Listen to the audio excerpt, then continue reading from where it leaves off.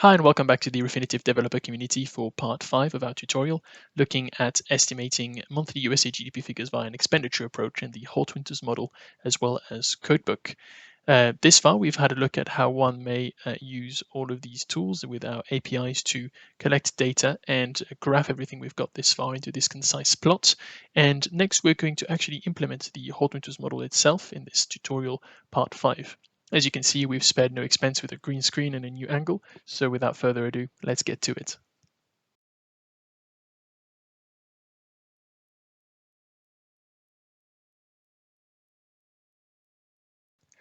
All right, to delimitate from what we've done until now and after right now, we're going to be using some markdown as we have in the past, this time to have a look at our Holt Winters model.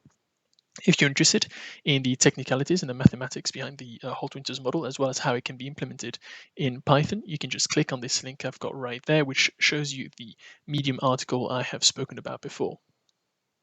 We're going to be using the stats model Python library to implement our Holt Winters model and to have a look at the intricacies and the arguments that are entailed in this library. You may want to use the help function in order to have a look at all of the details here. It's quite long. There's a few results. There's a few examples, but what we're going to be interested in here are the parameters that we're going to be using, which is the endogenous variable all the way to the seasonal trend. You'll see that we're going to go through all of that. Let's concatenate the results of that cell by clicking on the blue line on the left. All right, so we can create our investment model fit with our endogenous variable, which is going to be our investment data. And we're going to be dropping all of our NAs to clean our data this far. We're also going to be using a seasonal period of 12, which is 12 months, so a year, and an additive trend as well as a damped model. We're going to be fitting our model. Let's have a look at this then. Don't worry too much about the warning that may come up after this. And let's have a look at the data we've got this far then. To do so, all you have to do is create a data frame with the pandas.dataframe function that we've used before. I've used the df1 as a name to delimitate between the df data frame we had before and the one we're going to be using from now on. And I'm using this square bracket technique that we've been using before. Here you can see that we have our invest model fit and a dot fitted values function to extrapolate the data from this model. Here you can see that we've got our fitted values and it's a monthly step data. Okay, so what we can do is try and have our investment model fit, and to do so we can use the dot forecast function. Here the 3 shows you that we're going to be going 3 time periods ahead. So we're going to for monthly data, so the next 3 months. We went up until the 10th month, as you can see here. So I expected to go for the 11th, 12th month, and then the first month of 2021 as a forecast. So this is the result that we've got as expected. So we can then try and add it to our data frame. Maybe let's try and use the square bracket technique that we've used up until now with this dot forecast function. You can see, however, that this is not working. The reason is because our data frame before only had an index that went up until the 10th month. Let's have a look. There it was right there. So what we're going to have to do is actually add a 11th month up until the first month of 2021 to our data frame to then populate it correctly. To do so, I'd first like to go through what NaN is in terms of Python. In order to create NaN in Python, you can use the NumPy Python library and the .nan function that will show you your NaN in this fashion. Then what you can do is you can add these NaNs to a data frame of your choosing with the .append pandas function. Here we have 2 NaNs, the reason being that we have 2 columns, as you can see here, 1, 2. And we're going to be adding it with the same columns as df1 and the same indices as df1, but we're going to be adding one with the use of this function right there and the months plus 1. Okay, let's have a look at this. Let's make it a bit neater before we run it.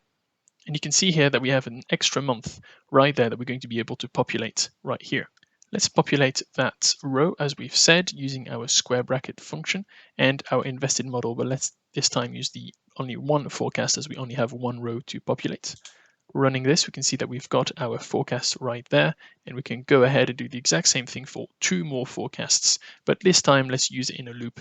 This is a for I in range 2, so here you can see we're going to go through 0, 1, and not 2 because the range function is exclusive with regards to its upper limit, and we're going to be doing the same thing that we've done before, but this time using 3 forecasts to populate the 3 extra rows that we've added to our data frame. Running this, you can see that it's worked. Let's try and have a look at some statistical insights behind our data this far. To do so, let's create a statistics table that will look into the mean of absolute values, the standard deviation, the median, the skewness, the kurtosis, and the single period growth geometric average of our data. That last one we're actually not going to be using in this particular instance, but it's good to have this in our statistics table so we can use it in other articles. Okay, running this, we can see that we have this empty pandas data frame with the index of our columns from our data frame right here. We can populate this statistics table, and to do so, let's first have a look at how we may iterate through the columns of df1.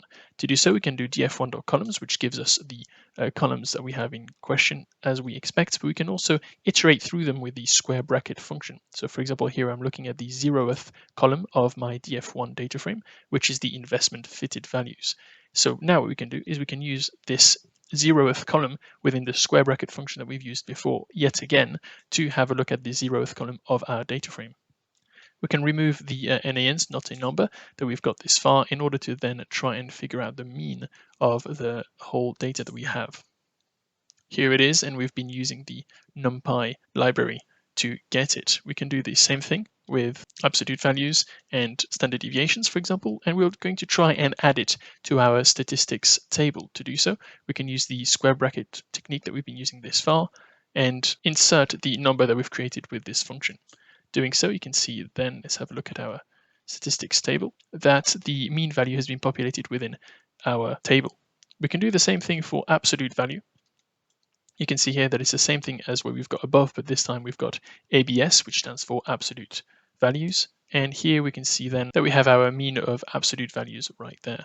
We can iterate through each of these statistics in our statistics table in this fashion that we've done this far, but adding this time the standard deviation, the median, as well as the skewness. This time we're using SciPy as opposed to NumPy, and the kurtosis. As I said, we're not going to go through the single period growth geometric average, and this article is going to be used in another one.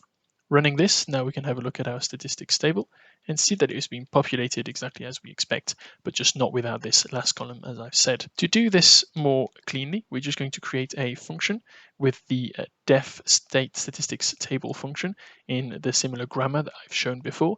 And I've just created it so that we can use 2 datasets as opposed to just one within this statistics table. This is what this if statement here is for, as well as this one down there. The rest of it you can see is using the method that we have gone through up until now, returning the statistics table that we want to create.